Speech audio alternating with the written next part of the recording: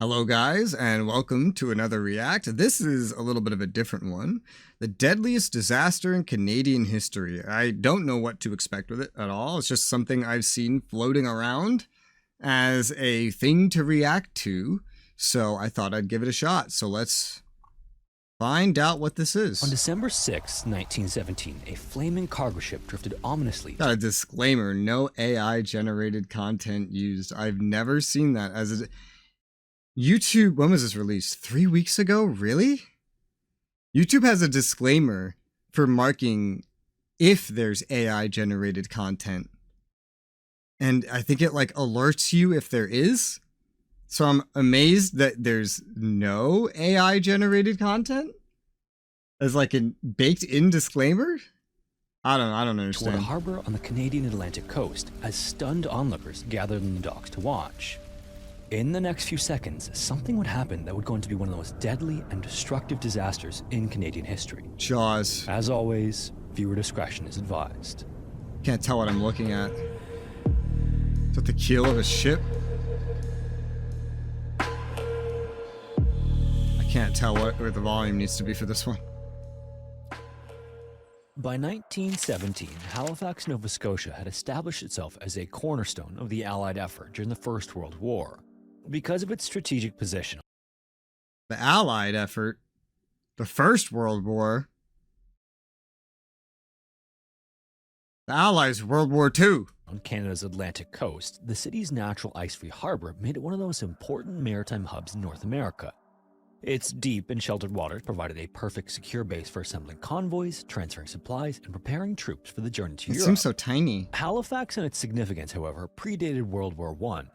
It had also been a vital naval base for the British Empire, and the harbor had been central to military operations during the American Revolution, the Napoleonic Wars, and the War of 1812.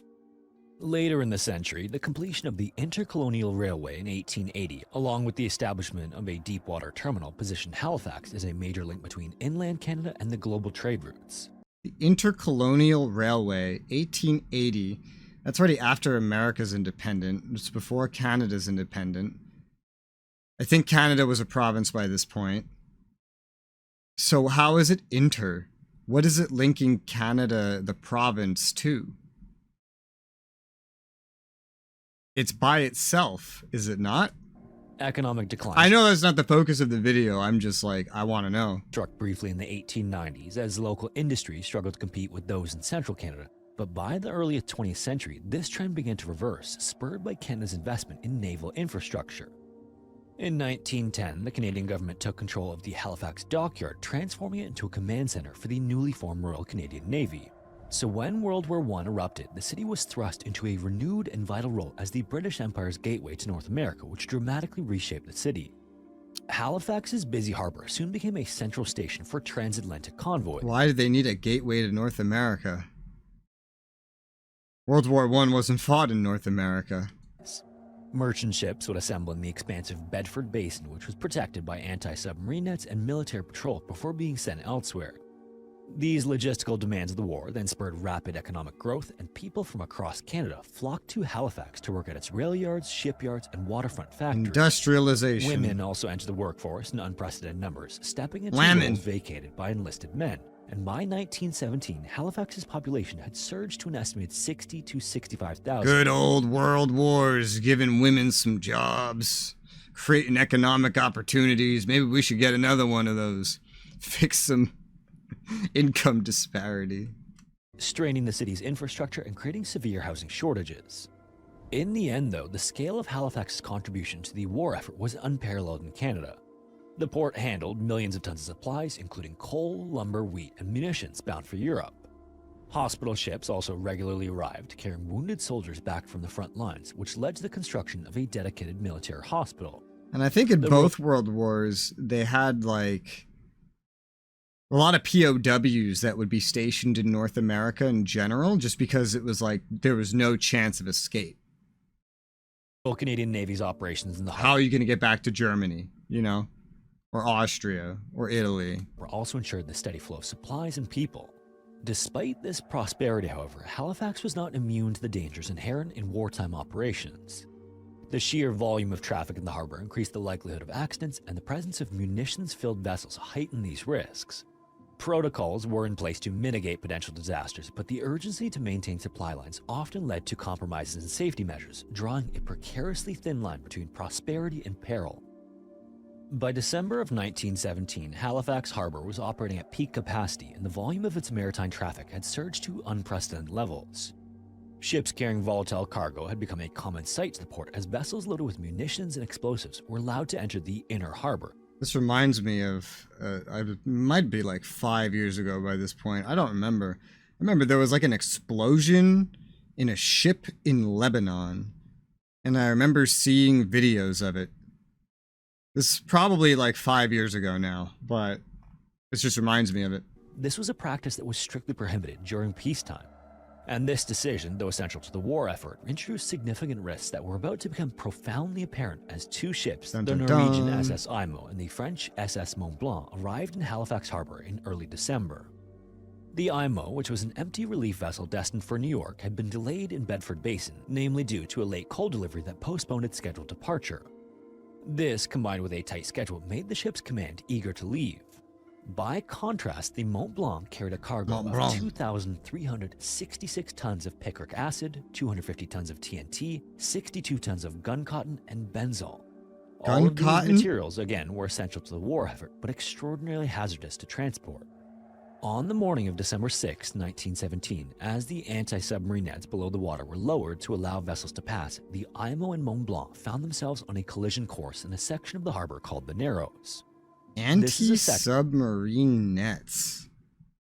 I know I'm stopping and taking all like the most unrelated notes out of the topic of this title, like for what he's saying so far. You could just tell what parts of it interest me so far.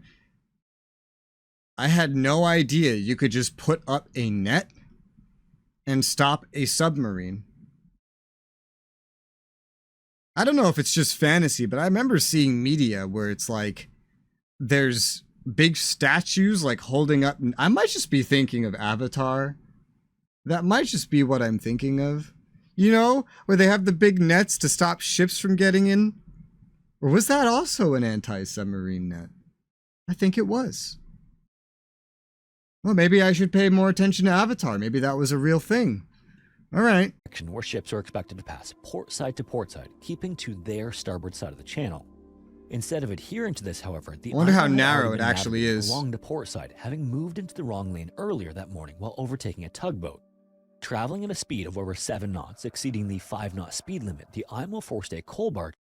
What is the tank? Is it like a real tank? What kind of tank is it? To steer closer to the shoreline to I'm avoid curious. a collision.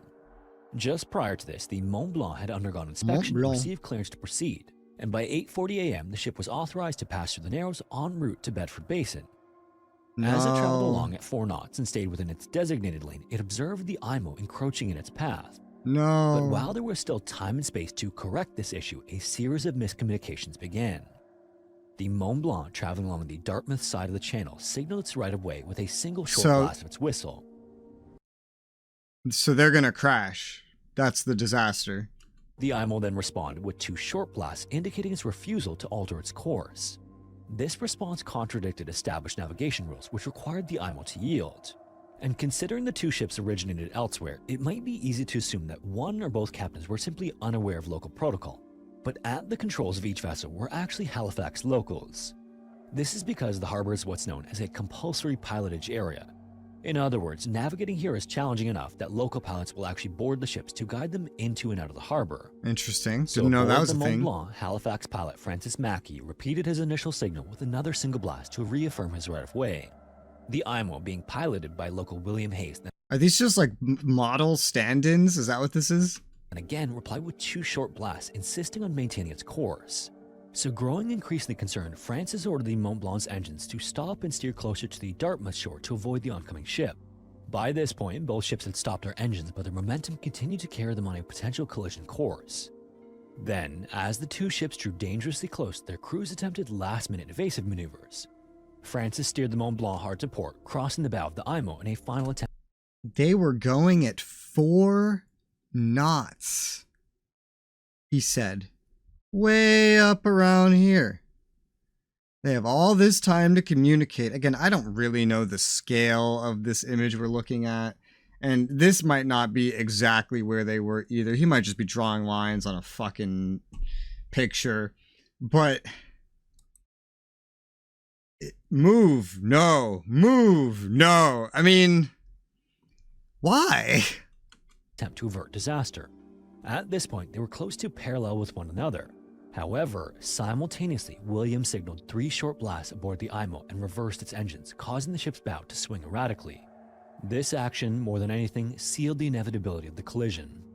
At 8:45 a.m., the IMO's bow struck the Mont Blanc's starboard side, puncturing its hull.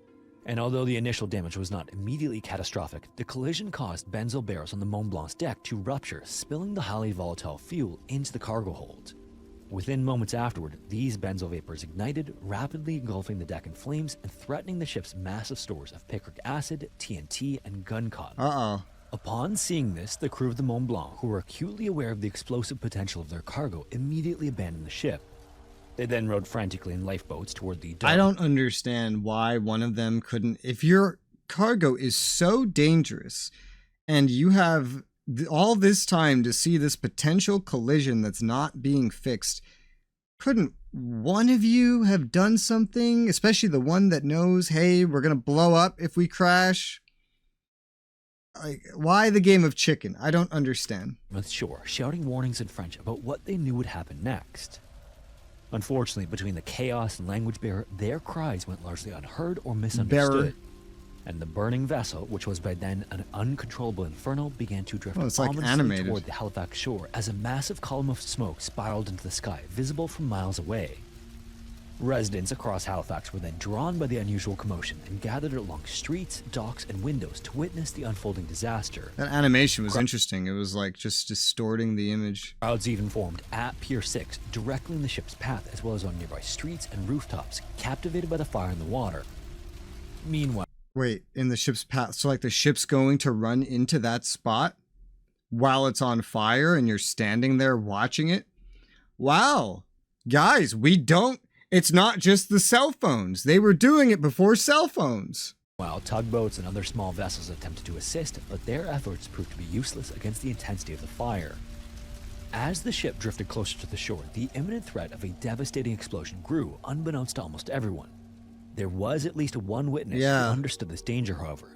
About 750 feet from Pier 6, where the Mont Blanc had drifted ablaze, Vincent Coleman, a railway dispatcher at the Richmond station, and a colleague were warned by a sailor fleeing the scene. This weird black silhouette, half real person thing is really creepy with the music. This frantic explanation of the ship. It makes sense. The channel's called Scary Interesting. Ship's contents caused both Vincent and his coworker to flee the area. As they ran, though, Vincent suddenly remembered the inbound passenger train number 10, scheduled to arrive in Halifax within minutes. Realizing that the train and its hundreds of passengers were headed directly into the disaster zone, Vincent turned back. Braving the approaching inferno, he returned to his telegraph station to send an urgent warning to halt all trains approaching the city. Vincent then tapped out the message, quote, "Hold up the train, ammunition ship afire in harbor, making for Pier 6 and will explode. Guess this will be my last message. Goodbye, boys," end quote. Moments later, at exactly 9:04 a.m., the Mont Blanc's cargo detonated an explosion of unprecedented magnitude. Moments? Meaning he had a chance to get away? Blast obliterated the ship instantly, vaporizing its structure and sending a shockwave rippling outward at a speed of more than half a mile or 1,000 meters per second. The energy released was of more than obliterated the ship instantly, vaporizing its structure and sending a shockwave rippling outward at a speed of more than half a mile or 1,000 meters per second. Half a mile a second. Well, it's a shockwave, right? So it's going to knock you down. It's not going to like kill you, right? Did he get away? The energy released was so immense that temperatures at the epicenter reached approximately 9,000 degrees Fahrenheit or 5,000. 9,000 degrees. Oh my God. This looks like some sort of like picture you'd see of like, oh, here's proof of a UFO or something, you know, like this is what it looks like. But that's a real smoke cloud. Adjusted archive photos. That's a real smoke cloud. Celsius, igniting a fireball that consumed everything in its immediate vicinity. And these effects were catastrophic. The shockwave leveled buildings across a 1.6 mile or 2.6 kilometer radius, completely destroying the Richmond district closest to the blast site. Oh. Oh. I thought the shockwave might, like, just, knock you down, not level buildings in 1.6 miles. In this densely Did he get away? populated area, homes, factories, and businesses were reduced to rubble. The air blast even shattered windows as far as 62 miles or 100 kilometers, and the sound of the explosion was heard for more than shattered windows as far as 62 miles or 100. Windows shattered up to 62 miles away? I'm from New York City. If you put a line from one side of New York City, like Queens, to like the Bronx, which is like as far as you can get, we're talking like not even 10 miles in a line. Imagine this happening in New York City. Dude, the whole city would just immediately be destroyed by this description. 100 kilometers, and the sound of the explosion was heard for more than 125 miles or 200 kilometers away. 120 something miles? Holy. Thousands of people were injured by flying debris, collapsed buildings, and shards of glass that flew through the air. The explosion then caused widespread fires throughout the city as overturned stoves, broken lamps, and exposed electric wires ignited blazes that quickly spread among the ruins. Ugh. These fires then engulfed city blocks, trapping survivors beneath debris and forcing others to flee. Jesus. The Richmond railway yards, packed with freight cars and warehouses, Why'd you have to play a game of chicken? What the hell, man? were also completely destroyed, and the North Street station, which is one of the busiest in Canada, was heavily damaged. And this destruction also extended to Dartmouth. I know he might just be drawing on a map because I don't know the scale of this. But something you gotta realize is, based on what it sounded like, with how little time that guy Vincent had to go send that message to the point where maybe he didn't make it out. If you were one of the idiots watching this thing approach, it was already too late for you. You were already dead. And you just didn't know it yet. On the opposite shore, where homes and businesses were also devastated. That sucks. And horrifyingly, a tsunami caused by the sudden displacement of water in the harbor only added to the destruction. Now we need a fucking tsunami. We got an explosion after a game of chicken, got chemicals, you got ammunition, you got fires. It's a tsunami now. You got the shockwave, an air burst, loud noise. So a lot of unpleasantness happening right now. This wave, estimated to have reached a height of 60 feet or 18 meters, surged onto the Halifax. That is 10 basketball players. 60 feet. That is 10 basketball players. Stacked up on top of each other. That's terrifying. 60 feet from what? The ground?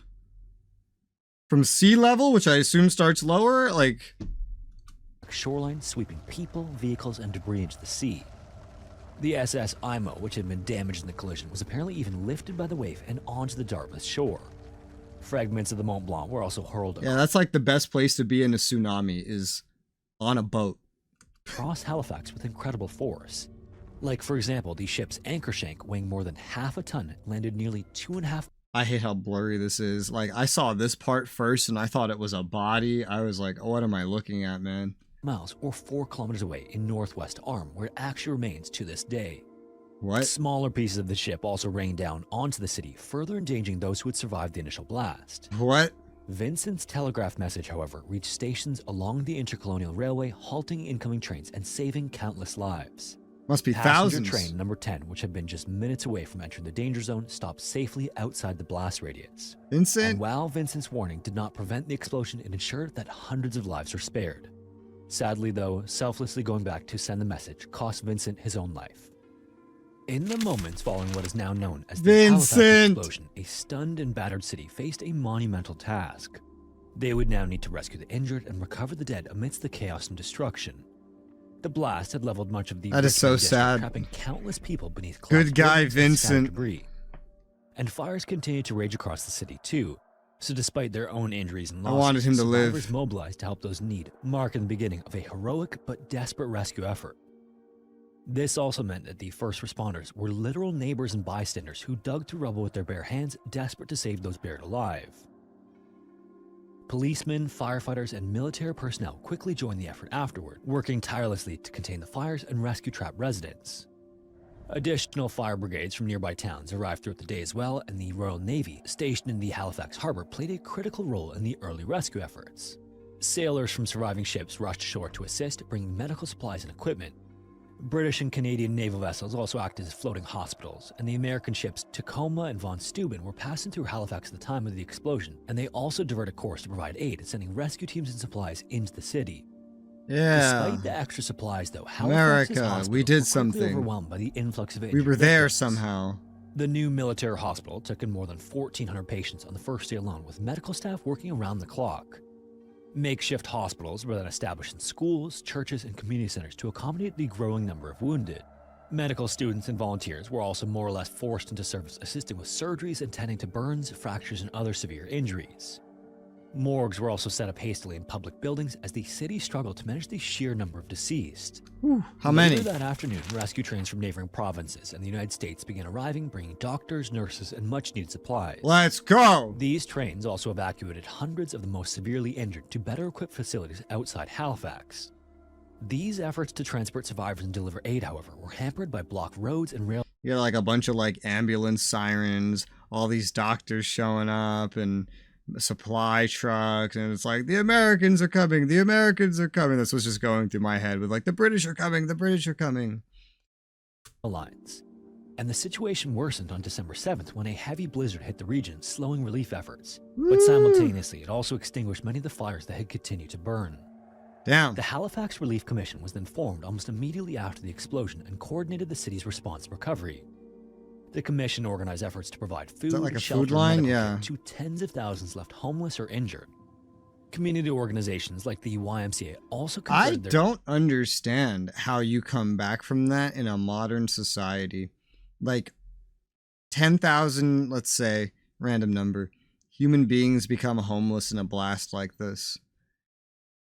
They have no way where to live, no food, no. How do you keep them alive and keep them stable and functioning in the economy? Like, how does that even work? How do they not just like die, you know? their facilities into emergency shelters while churches and charities distributed clothing and supplies. Amid this devastation, stories of extraordinary courage and resilience emerged as well. Railway workers risked their lives to clear tracks and evacuate the injured. Ordinary citizens opened their homes to strangers, children carried messages between rescue sites, and volunteers braved the freezing conditions to search for survivors and recover bodies. But although the immediate rescue effort lasted only a few days, the work of rebuilding Halifax would continue for years as the explosion left a devastating mark on the city both physically and emotionally. For starters, the sheer scale of the destruction was unprecedented. More than 2.5 square kilometers of the city were completely leveled, with the Richmond district bearing the brunt of the devastation. And many of the buildings that had withstood the shockwave were consumed by fires that raged uncontrollably in the aftermath. I don't know what a square kilometer is, but like, what's that on a scale to New York City? Streets were also impassable, littered with debris, wrecked vehicles, and the remnants of homes and businesses. The tsunami generated by the blast also compounded the destruction as waves surged into the city's waterfront, destroying docks, warehouses, and ships. In Dartmouth, the Micmac settlement of Turtle Grove was completely destroyed, leaving no survivors among the families who had lived there for generations. Damn. It was that close to the explosion? Damn. And the city's infrastructure, as you might imagine, were in complete ruins. More than 12,000 buildings were destroyed or heavily damaged, leaving an estimated 25,000 people homeless or without adequate shelter. 25,000. Remember I said 10,000 earlier? Change that to 25,000. What do you do for that many human beings? Now they're not doing their jobs. Now they can't sustain themselves. Homes are expensive. That's why nobody can afford them anymore, right? What do you do? 25,000 of them? How do they do their jobs? How do they, like, you hear these numbers, but I don't understand how you recover from this. And the extreme winter I don't conditions get of it. December 7th only exacerbated the suffering of those displaced. In the end, though, most And tragically, winter, the human toll yes. of the Halifax explosion was immense. Oh, Roughly 1,600 people were killed instantly at the moment of the explosion, with the death toll rising to more than 1,900 as those who succumbed to their injuries in the following days were accounted for. 19. That's not actually as much as I thought it was going to be. 1.6 miles, like, destroyed. Shockwave, airburst to 63 miles. Entire city streets leveled. 1,900. I was thinking a much more grisly number. Among the dead were entire families, kids on their way to school, and workers caught in the factories and offices. I mean, obviously On top 1,900 of is that, still it- shit, but like, I'm just here thinking like, wow, this whole thing makes 9/11 sound like baby shit, and apparently not. Apparently it's like almost the same amount of casualties. Further, 9,000 people were injured, with many suffering terrible wounds such as burns, lacerations, and fractures. The shattered glass throughout the city also blinded hundreds who had been watching the fires from windows of the streets. And in total, more than 5,900 eye injuries were reported, with 41 people permanently losing their sight. What? What? So I hear shattered glass. I'm thinking like a fragment of glass like this, flying and maybe accidentally hitting someone, but that is too many human beings, right? To just all get hit in the eyes just coincidentally by things like this. Which means, are we talking like this? Like just these tiny, tiny, tiny little shards, and you look, and they're just like mist in the air, and they just land in your fucking eyes. And then you blink, and then they just start cutting up your eyes. Like, what the fuck? But again, despite the overwhelming loss, there were stories of miraculous survival. Oh, dude, this was mind fucking me. I didn't know what the hell I was looking at here. People were pulled from the rubble days after the explosion, and some who had been Why does he look dead? Look at his skin complexion, dude. He looks dead. thrown by the blast landed in positions that saved their lives. One example was that of Charles Mayers, a sailor thrown nearly a mile from a ship. He landed on Fort Neal, Wow. disoriented but somehow alive. Woo! Unfortunately, though, simultaneously, these stories were more like small glimmers of hope amidst the widespread despair. Families were torn apart, communities shattered, and a collective grief Belgians. enveloped Halifax. In the wake of the disaster, the city grappled with not only the monumental task of recovery, but also the urgent need to understand how the disaster had occurred. And almost immediately, speculation and rumors began circulating. I want to Many know how. residents initially believed the explosion was the result of a German attack. The Halifax Herald newspaper even reported unsubstantiated claims that German nationals had mocked the victims of the blast, further fueling public outrage. As the dust settled and Bro.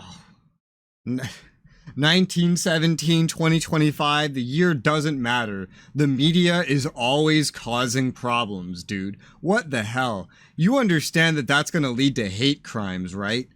That they're going to go around attacking Germans if you start posting stuff like that. Even if it's true, even if you find one German national, if you make a fucking article, German nationals mocking victims, it's gonna lead to a fucking hate crime, you idiot. What are you doing? evidence mounted, however, it became clear that the disaster was an accident of human error and miscommunication. A judicial inquiry was then launched to determine the causes and assign accountability, beginning its hearings on December 13th, just a week after the explosion. The investigation then focused somewhat surprisingly on the actions of the Mont Blanc's captain, Aimé Lemedec, the harbor pilot Francis Mackey, and the chief examining officer responsible for harbor operations, Commander Frederick Wyatt. While many initially expected the blame to be placed on the IMO, key questions arose about why the Mont Blanc carrying such dangerous cargo had been allowed into the harbor without special precautions. And further testimony then revealed a series of oversights and procedural failings. Apparently, the Mont Blanc's crew had not flown warning flags to indicate the explosive cargo, which was standard wartime practice to avoid drawing enemy attention to munition ships. Meanwhile, it also found that the IMO, in its rush to leave port, had repeatedly disregarded harbor navigation rules, creating confusion and increasing the likelihood of a collision. On February 4th, 1918, the inquiry concluded actually placing primary blame on the Mont Blanc crew for failing to avoid the collision. Yeah, that was the one that came from like outside and was going in, right? Was the Mont Blanc?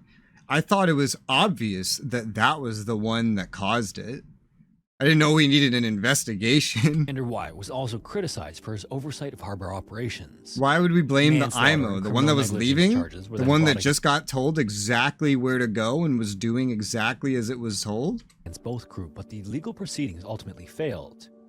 A Nova Scotia Supreme Court judge then dismissed the charges, citing insufficient evidence.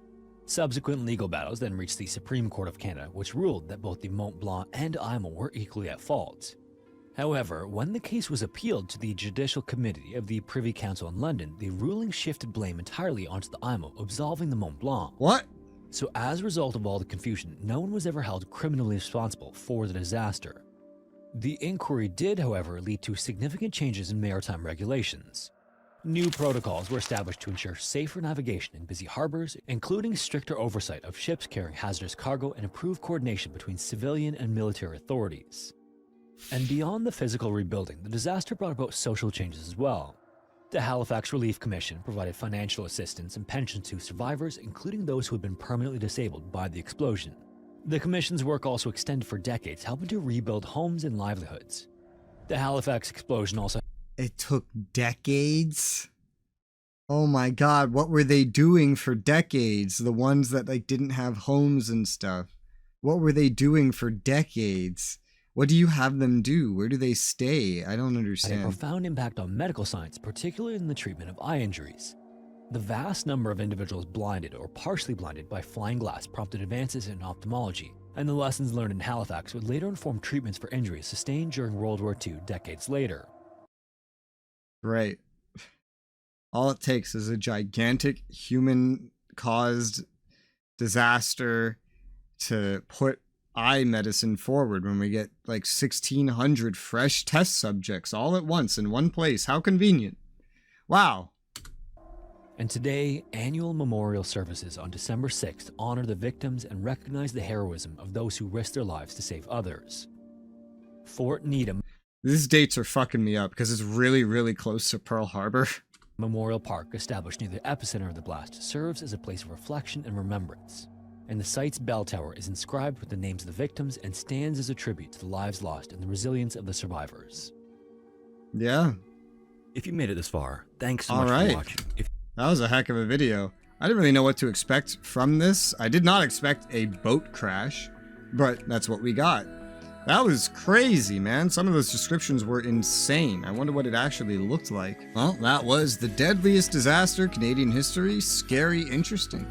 If you guys want to see any other React videos, feel free to leave some names or channels in the comments. Do not send any links because YouTube will eat those. I do have a Discord in the description. If you'd like to leave a link directly to me, you can do that. But for now, I hope you guys found this entertaining. Thank you guys very much for watching. I'll see you on the next one.